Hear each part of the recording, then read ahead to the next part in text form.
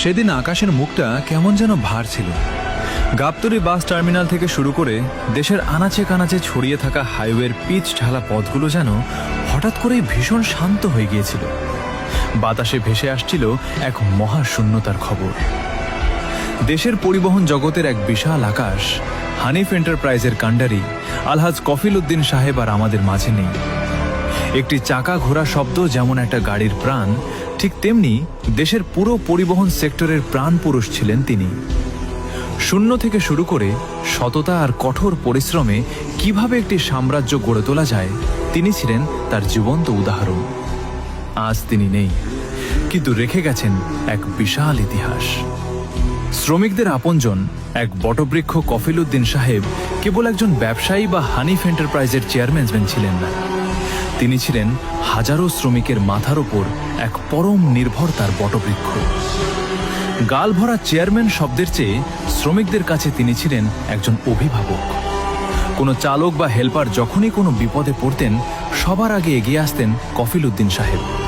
তিনি বিশ্বাস করতেন গাড়ির চাকা ঘোরে শ্রমিকের ঘামে, তাই তাদের মুখে হাসি না থাকলে সেই ব্যবসার কোনো বরকত নেই।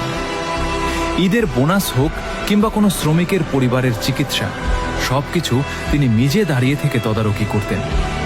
মালিক আর শ্রমিকের মধ্যকার চেনা দেয়ালটা তিনি ভেঙে চুরমার করে দিয়েছিলেন ভালোবাসার এক অদ্ভুত টানে।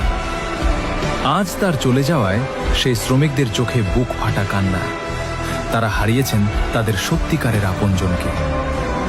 গাড়ির প্রতি টান এবং নিজে চালিয়ে ট্রায়াল দেওয়া গাড়ির প্রতি কফিল উদ্দিন সাহেবের ভালোবাসা এবং নিখুঁত নজরদারি ছিল পুরো পরিবহন জগতের জন্য এক উদাহরণ।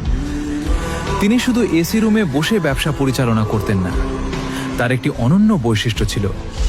বহরে যখনই কোনো নতুন গাড়ি আসত, অন্য কোনো চালকের হাতে দেওয়ার আগে তিনি নিজেই স্টিয়ারিংয়ে বসতেন। নিজে গাড়িটি চালিয়ে নিখুঁতভাবে ডায়াল বা ট্রায়াল দিতেন। ইঞ্জিনের আওয়াজ কেমন, ব্রেক ঠিকঠাক কাজ করছে কিনা, কিংবা রাস্তায় গাড়িটি যাত্রীদের জন্য কতটা আরামদায়ক হবে, সবকিছু তিনি নিজের অভিজ্ঞ হাত দিয়ে পরখ করে নিতেন। তিনি বলতেন, রাস্তায় যে গাড়িটা নামবে সেটা যেন নিখুঁত হয়, যাত্রীর নিরাপত্তা আমাদের আমানত। এই সততা আর নিষ্ঠাই হানিফ এন্টারপ্রাইজকে কোটি মানুষের আস্থার জায়গায় পরিণত করেছিল। শীর্ষস্থান ধরে রাখার কারিগর পরিবহন জগতে প্রতিযোগিতা থাকবেই, কিন্তু সেই প্রতিযোগিতার ভিড়ে দশকের পর দশক ধরে শীর্ষস্থান ধরে রাখা মুখের কথা নয়।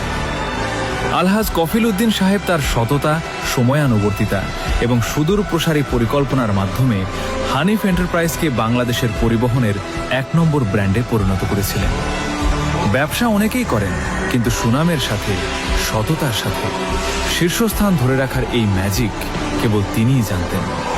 তিনি কখনো মানের সাথে আপোস করেননি, আর তাই তো উত্তরবঙ্গ থেকে শুরু করে দেশের প্রতিটি প্রান্তে হানিফ হয়ে উঠেছিল সাধারণ মানুষের ভ্রমণের প্রথম পছন্দ। এক অপূরণীয় শূন্যতা তিনি চলে গেছেন, রেখে গেছেন এক বিশাল শূন্যতা। পরিবহন জগতে প্রতিদিন হাজারো গাড়ির হর্ন বাজবে, হাইওয়েতে চাকা ঘুরবে, নতুন নতুন মানুষ এই পেশায় আসবে, কিন্তু কফিল উদ্দিন সাহেবের মতো দূরদর্শী, মানবিক এবং বিশাল হৃদয়ের মানুষ আর হয়তো কখনো জন্ম নেবে না। তিনি ছিলেন এই জগতের এক অনন্য নক্ষত্র, যার আলোয় আলোকিত হয়েছিল বাংলাদেশের যোগাযোগ ব্যবস্থা। ব্যবসায়ী হিসেবে তিনি সফল, মানুষ হিসেবে তিনি মহান, আর একজন অভিভাবক হিসেবে তিনি অতুলনীয়। তার এই চলে যাওয়া শুধু হানিফ এন্টারপ্রাইজের ক্ষতি নয়, এটি পুরো বাংলাদেশের পরিবহন খাতের এক অপূরণীয় ক্ষতি। আজ আমরা গভীর শ্রদ্ধায় স্মরণ করছি এই মহান মানুষকে। হে হাইওয়ের মহান কাণ্ডারি, আপনি যেখানেই থাকুন ভালো থাকুন। আপনার সততা, নিজে গাড়ি চালিয়ে পরীক্ষা করার সেই নিষ্ঠা এবং ভালোবাসার গল্প বেঁচে থাকবে প্রতিটি শ্রমিকের হৃদয়ে, প্রতিটি চাকার ঘূর্ণনে।